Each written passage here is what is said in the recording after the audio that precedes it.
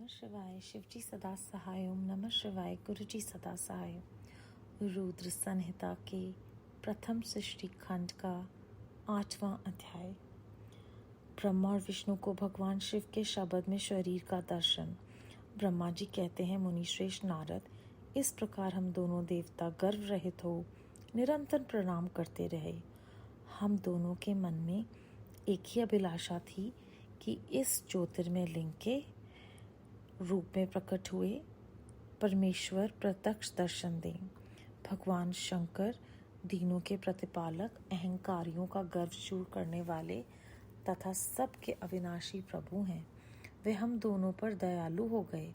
उस समय वहाँ उन सूर्य श्रेष्ठ से ओम ओम ऐसे शब्द रूप का नाद प्रकट हुआ जो स्पष्ट रूप से सुनाई देता था। वे नाद पुलत स्वर में अभिव्यक्त हुआ। जोर से प्रकट होने वाले उस शब्द के विषय में ये क्या है, ऐसा सोचते हुए समस्त देवताओं के आराध्य भगवान विष्णु मेरे साथ संतुष्ट चित्त से खड़े रहे। वे सर्वथा वैर भाव से रहित थे।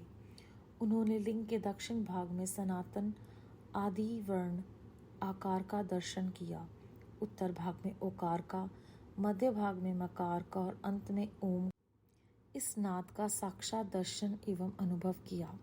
दक्षिण भाग में प्रकट हुए आदि वर्ण आकार को सूर्यमंडल के समान तेजों में देखकर जब उन्होंने उत्तर भाग में दृष्टिपात किया, तब वहां उकार वर्ण अग्नि के समान दीप्तिशाली दिखाई दिया।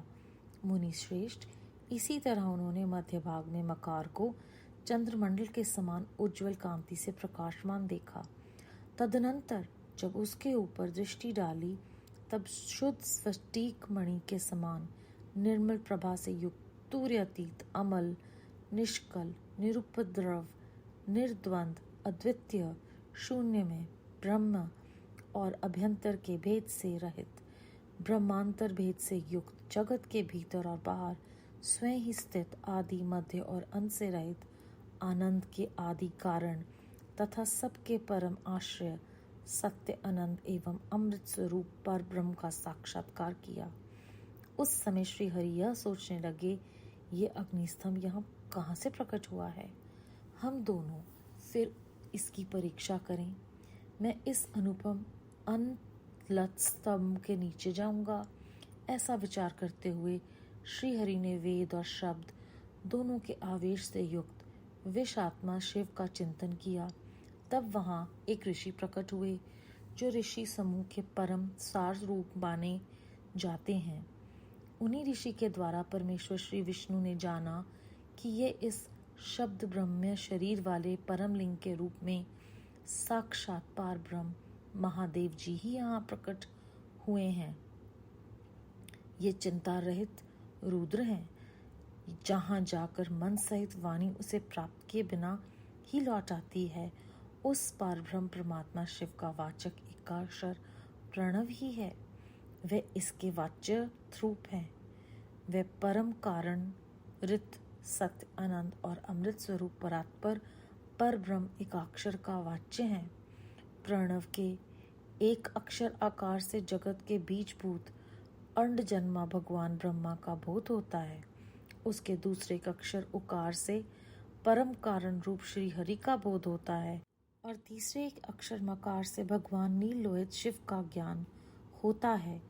आकार सृष्टा है, उकार मुंह में डालने वाला है और मकार नित्य अनुग्रह करने वाला है। मकार बोध्य सर्वव्यापी शिव बीजी बीज मात्र के स्वामी हैं और आकार संज्ञक मुझ ब्रह्मा को बीज कहते हैं। उकार नामधारी श्री हरि योनि हैं। प्रधान और पुरुष के भी ईश्वर जो महेश्वर हैं, वे बीजी बीज और योनि भी हैं। उन्हीं को नाद कहा गया है। उनके भीतर सबका समावेश है। बीजी अपनी इच्छा से ही अपने बीज को अनेक रूपों में विभक्त करके स्थित है। इन बीजी भगवान महेश्वर के लिंग से आकार रूप बीज प्रकट हुआ जो उकार रूप योनि में स्थापित होकर सब और बढ़ने लगा। वह सुवर्ण में अंड के रूप में भी बताने योग्य था। उसका और कोई विशेष लक्षण नहीं लक्षित होता था। वह दिव्य अंड अनेक वर्षों तक जल में ही स्थित रहा। तदनंतर 1000 वर्ष के बाद उस अंड के 2 टुकड़े हो गए। जल में स्थित हुआ वह अंड अजन्मा ब्रह्मा जी की उत्पत्ति का स्थान था और साक्षात महेश्वर के आघात से ही फूटकर 2 भागों में बट गया था। उस अवस्था में उसका ऊपर स्थित हुआ स्वर्ण में कपाल बड़ी शोभा पाने लगा। वहीं ध्रुवलोक के रूप में प्रकट हुआ तथा जो दूसरा नीचे वाला कपाल था वही यह 5 लक्षणों से युक्त पृथ्वी है। उस अंड से चतुर्मुख ब्रह्मा उत्पन्न हुए, जिनकी क संज्ञा है, वे समस्त लोकों की सृष्टा हैं। इस प्रकार वे भगवान महेश्वर ही आ, उ और म इन त्रिविध रूपों में वर्णित हुए। इसी अभिप्राय से उन ज्योतिर्मय लिंग स्वरूप सदाशिव ने ओम ओम ऐसा कहा। ये बात यजुर्वेद के श्रेष्ठ मंत्र कहते हैं। यजुर्वेद के श्रेष्ठ मंत्रों का ये कथन सुनकर ऋचाओं और साम मंत्रों ने भी हमसे आदरपूर्वक कहा, हे हरि, हे ब्राह्मण, ये बात ऐसी ही है। इस तरह देवेश्वर शिव को जानकर श्री हरि ने शक्ति संभूत मंत्रों द्वारा उत्तम एवं महान अभ्युदय से सुशोभित होने वाले उन महेश्वर का सत्वन किया। इसी बीच मेरे साथ विश्व पालक भगवान विष्णु ने एक और भी अद्भुत एवं सुंदर रूप देखा। मुने वह रूप 5 मुखों और 10 भुजाओं से अलंकृत था। उसकी कांति कपूर के समान गौर थी।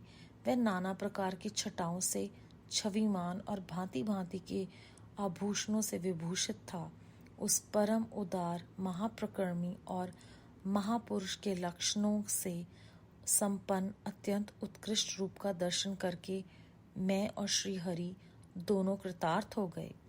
तत्पश्चात परमेश्वर भगवान महेश प्रसन्न हो अपने दिव्य शब्द रूप को प्रकट करके हंसते हुए खड़े हो गए।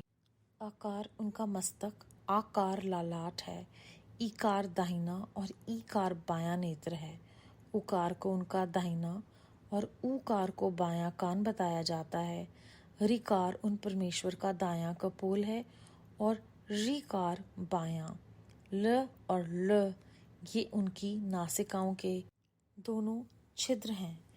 इकार उन सर्वव्यापी प्रभु का ऊपरी ओष्ठ है और एकार अधर।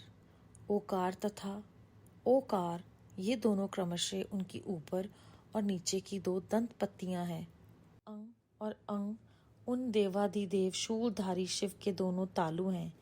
क आदि 5 अक्षर उनके दाहिने 5 हाथ हैं और च आदि 5 अक्षर बाएं 5 हाथ। ट आदि त आदि 5 अक्षर उनके पैर हैं। पकार पेट है। फकार को दाहिना पार्श्व बताया जाता है, बकार को बायां पार्श्व, भकार को कंधा कहते हैं। मकार उन योगी महादेव शंभू का हृदय है।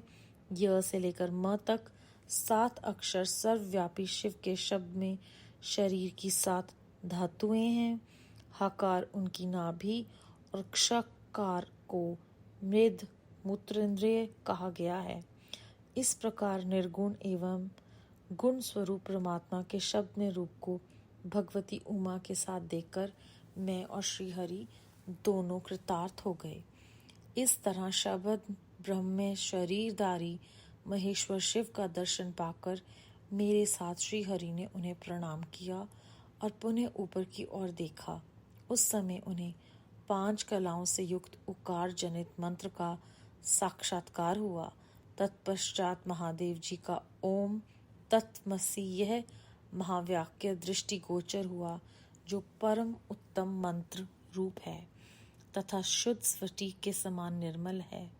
फिर संपूर्ण धर्म और अर्थ का साधक तथा बुद्धि स्वरूप गायत्री नामक दूसरा महान मंत्र लक्षित हुआ, जिसमें 24 अक्षर हैं तथा जो चारों पुरुषार्थी रूप फल देने वाला है। तत्पश्चात मृत्युंजय मंत्र, फिर पंचाक्षर मंत्र तथा दक्षिणामूर्ति संज्ञक चिंतामणि मंत्र का साक्षात्कार हुआ। इस प्रकार 5 मंत्रों की उपलब्धि करके भगवान श्री हरि उनका जप करने लगे।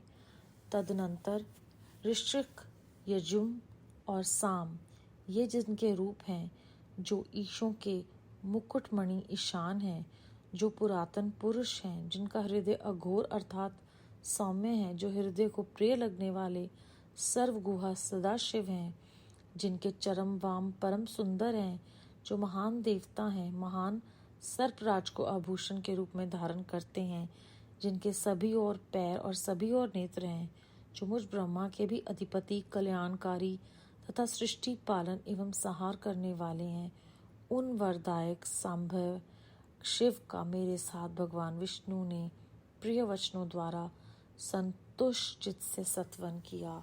अध्याय 8 समाप्त।